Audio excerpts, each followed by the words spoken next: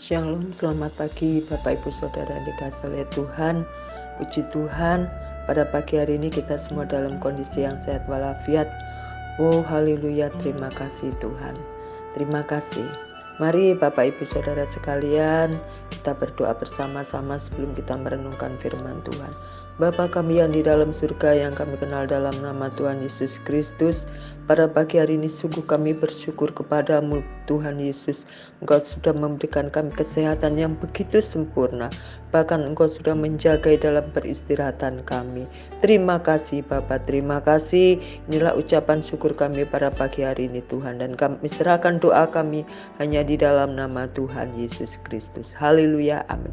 Selamat pagi Bapak Ibu Saudara sekalian. Bacaan kita pada pagi hari ini terambil di dalam kitab Tawari, kitab 2 Tawari 16 ayat yang ke-10. Demikian firman Tuhan.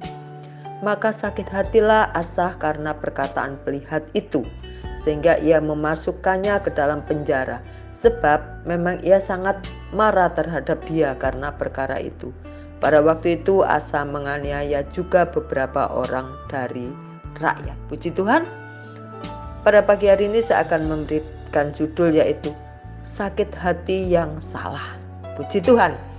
Bapak Ibu Saudara sekalian yang dikasihi oleh Tuhan, kalau kita mendengar firman Tuhan yang saya baca tadi dan dengan mendengar temanya, maka jelaslah pada pagi hari ini pembicaraan kita tentang sakit hati.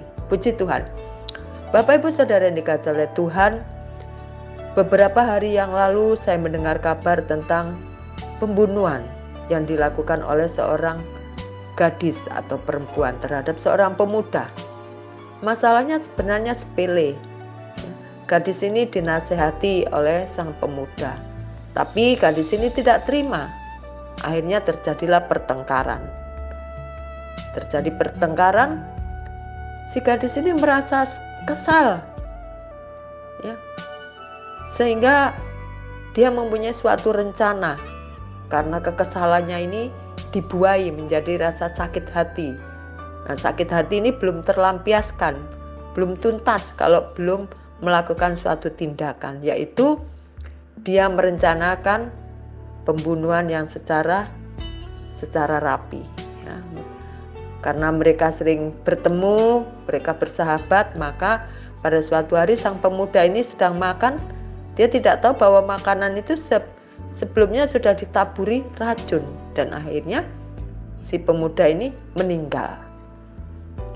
Bapak Ibu Saudara yang dikasihi oleh Tuhan, memang sakit hati ini bukanlah sakit biasa jika tidak segera ditangani dengan baik. Hal ini dapat mengakibatkan suatu tindakan yang salah yang seperti dilakukan oleh seorang gadis tadi, ya, hanya karena didasari rasa sakit hati. Nah, pada pagi hari ini seperti tadi saya katakan, kita belajar dari kitab 2 Tawari 16 tentang seorang Raja Asa, ya, seorang Raja Asa. Bapak Ibu Saudara sekalian, jika kita membaca ayat-ayat di dalam 2 Tawari 16, maka kita akan tahu bahwa Asa sampai memecat ibu surinya sendiri karena Asa merasa ibu surinya telah membuat patung Asyera yang kecil itu, ya. Di dalam 2 Tawari 15 ayat kan 16.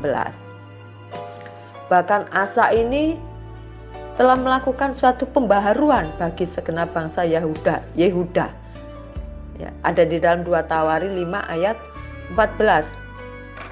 Namun demikian, dalam perjalanan hidup Asa, ternyata sejarah mencatat bahwa Asa kemudian melakukan suatu perjanjian dengan bangsa asing, yaitu bangsa Aram. Bapak Ibu Saudara yang dikasihi oleh Tuhan, saat bangsa Yehuda terancam oleh serangan bangsa Israel, ternyata Asa tidak mencari Tuhan, tetapi justru Asa mengikat perjanjian dengan Ben-Hadad, yaitu Raja Aram.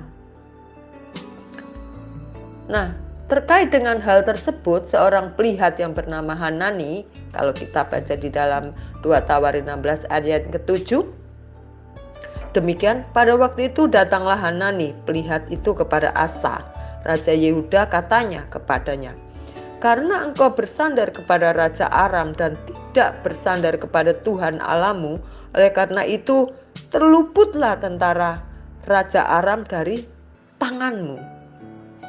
Ya, yang adalah menegur tindakan Raja Asa yang tidak lagi bersandar kepada Tuhan.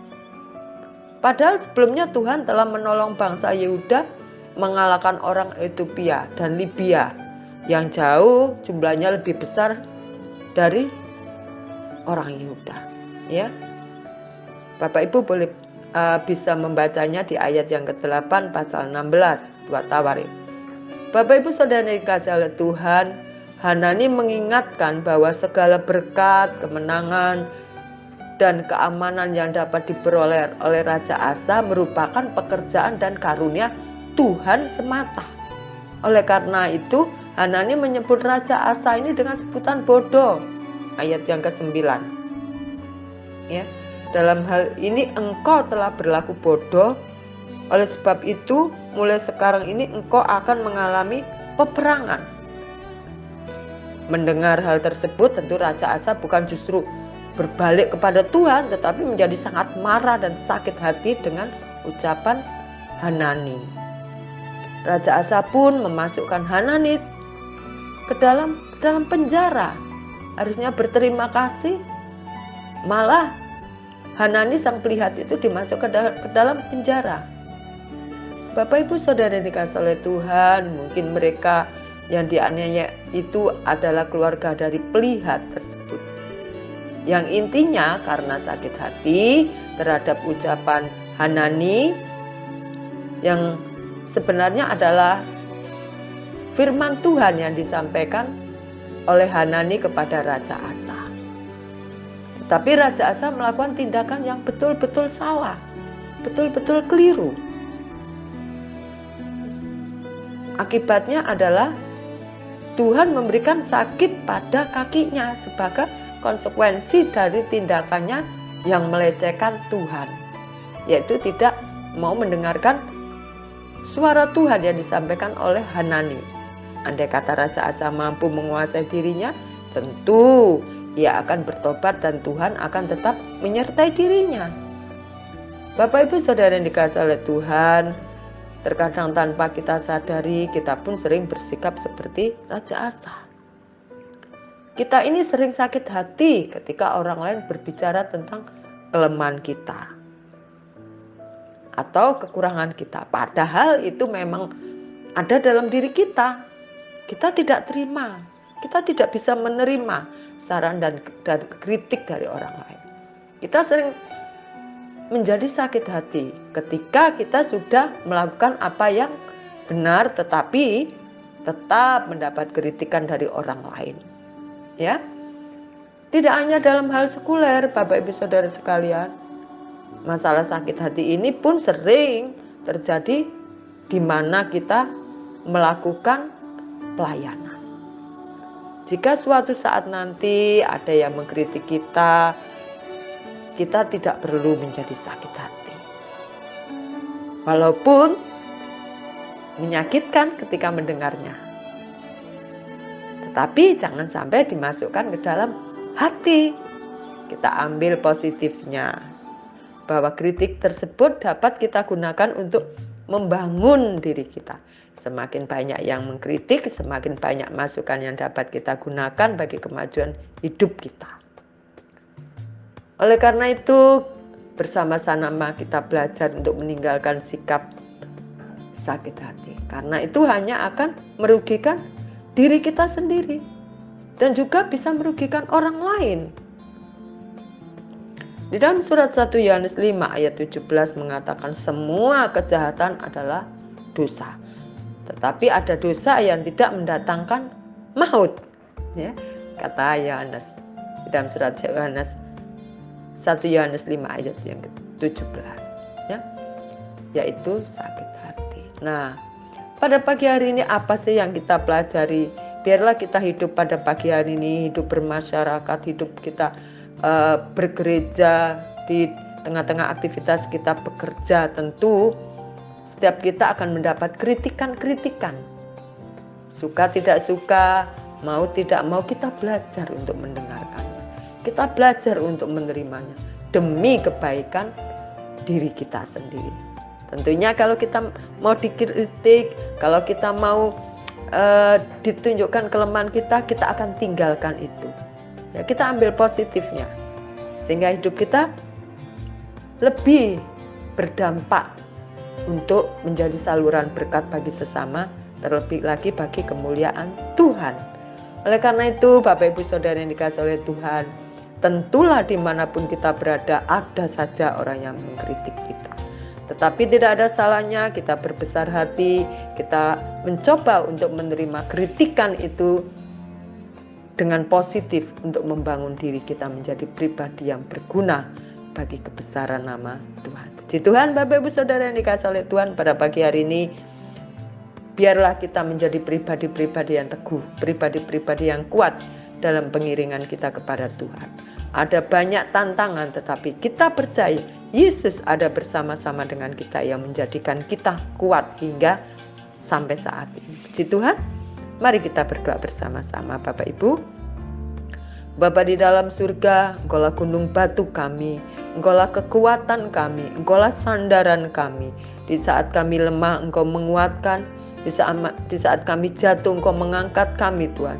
Di saat kami sakit, Engkau sembuhkan, Bapa. Itulah sebabnya, Tuhan, Engkaulah satu-satu yang kami andalkan dalam kehidupan kami. Biarlah Engkau tetap, Tuhan, menggandeng kami. Engkau tetap ada bersama-sama dengan kami. Hidup dalam hidup kami. Bergerak, Tuhan Yesus, sehingga hidup kami semakin indah. Hari lepas hari kami diperbarui oleh kebenaran firman-Mu, sehingga hidup kami bisa memuliakan Engkau, Tuhan. Terima kasih Bapa di dalam surga. Terima kasih Bapa yang baik. Terima kasih Tuhan. Di dalam nama Tuhan Yesus Kristus, kami serahkan hidup kami sepenuhnya ke dalam tangan-Mu. Terima kasih Tuhan. Haleluya. Amin. Selamat pagi Bapak Ibu Saudara sekalian yang dikasihi oleh Tuhan. Selamat beraktivitas. Tuhan Yesus memberkati kita semua. Amin.